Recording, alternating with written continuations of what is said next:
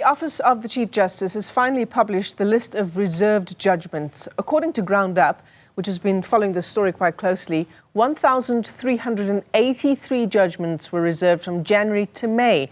There are so far 239 judgments that are late. Let's unpack some of these numbers with GroundUp journalist Marecia Damons. It's a pleasure to having you on the show, Marecia. Thanks very much for joining us. What do you make of these numbers? 1,383 judgments reserved, and that's for the first 5 months of the year.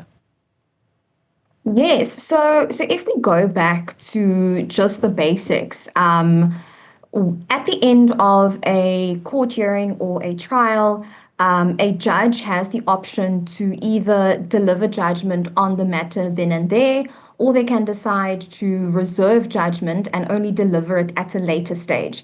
Now, according to the norms and standards of the judiciary, if a judge chooses to reserve judgment, they need to do so within 3 months, and they should generally not reserve judgment without giving the litigants a fixed date.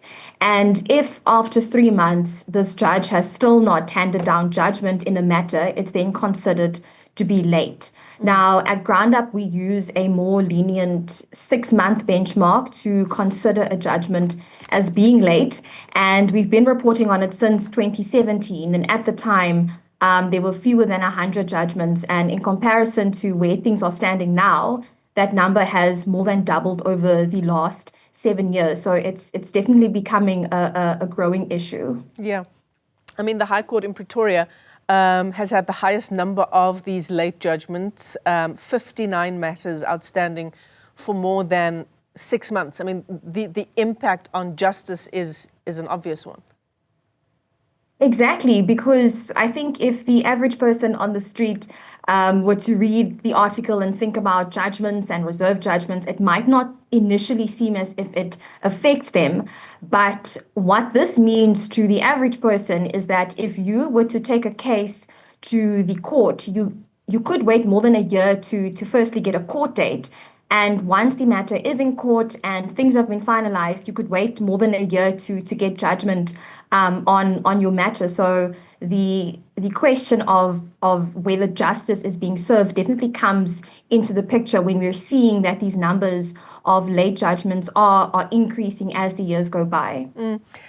This is besides the fact that the Office of the Chief Justice published this report for 2024, but it's only for the first 2 terms of the year. In fact, GroundUp has sent the Office of the Chief Justice several requests for the latest lists.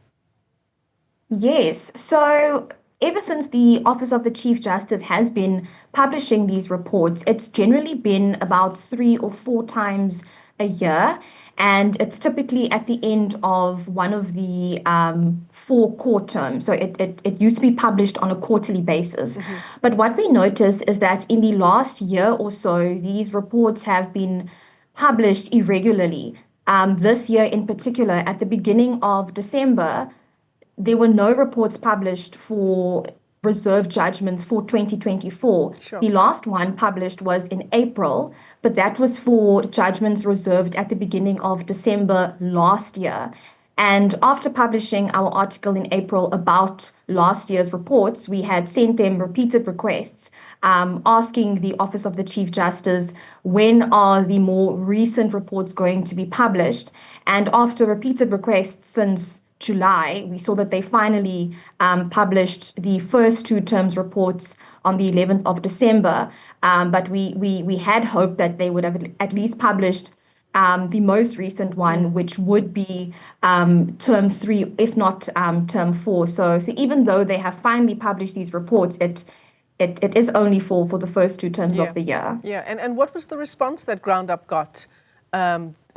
When they made these repeated requests to the Office of the Chief Justice?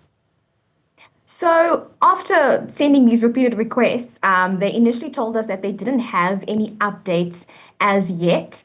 And after that, we saw that they then published these reports for the first 2 terms. And we'd also spoken to the Office of the Chief Justice just to request comment from the judges who we mentioned in the articles who had the highest number of late judgments. And we were just told that it's not standard practice for individuals who are non-litigants to get reasons for delayed judgments. But we did feel that obviously we needed to give the Office of the Chief Justice and these judges an opportunity to comment, but also just as the public, there's definitely a responsibility for the public to also, or rather for the Office of the Chief Justice to keep the public updated on what is happening at the judiciary. Absolutely. It's obviously a public interest issue. So what do we attribute this to, particularly at the High Court in Pretoria? But generally speaking, is it a case of it being as simple as severe resource constraints? So we have asked these very same questions over the last few years, and there does seem to be a common trend. The organization Judges Matter, for example, or Mbekizeli Benjamin from Judges Matter has reported on this quite extensively on the issue of the judiciary being under-resourced. I think of an example of a story that I wrote last year about Judge Jacqueline Henriques, who is a judge based in KwaZulu-Natal, who had taken nearly 3 years to hand down judgment in a case involving Tiger Brands. And when she had finally delivered judgment, she actually dedicated a section in her judgment where she gave the reasons for the delay and also apologized to the litigants. And there she explained that she had a lack of support staff. So we're looking at things like your secretaries, your research teams, meaning that she had to do all the research, the groundwork by herself. And obviously, as a judge, there's other matters that she would also need to be presiding over. So that was just some of the reasons that she gave for taking this long to hand down judgment. And I think that that's just one example, in addition to what Judges Matter has shared about the judiciary lacking serious resources. And I do think that this report on late judgments is a reflection of that. Yeah. I mean, that's an example of a judge going way above and beyond to try and deliver a verdict, right? Does the report from the Office of the Chief Justice say anything about resource constraints and perhaps how the issue might be addressed?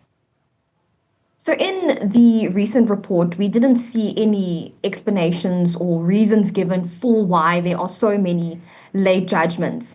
At most, it just gives which courts have X amount of late judgments, and whether those judgments had been handed down in the interim. But that is generally about it. But I do think that it would be more helpful if these reports could, for example, give some reasons for the delays. There have been times where these reserve judgment reports have given some reasons for delays of particular cases, but that doesn't seem to be a frequent practice. It sounds like we still need more answers, Marecia, about the situation in our country's courts, but more importantly, on the way forward. Exactly that, because this directly affects the general public. I mean, this is not only an issue that affects the higher ups, but it impacts the average person on the street. Because as I mentioned earlier, if you want to take a matter to court, you already know that it's going to take you quite long to get a court date. And once that case is finalized, it's going to take you quite long to even get judgment on a matter. And it is particularly concerning, especially if we think of cases like gender-based violence-related matters, where victims would be waiting for some form of justice, but then they end up waiting incredibly long just for judgment to be delivered on their matter. Yeah, and that in itself is a trauma. Marecia Damons, let me thank you for your time this afternoon. Pleasure talking to you. GroundUp journalist there talking to us about the Office of the Chief Justice finally publishing the list of reserve judgments, but only for the first 2 quarters of the year, and the numbers are quite staggering.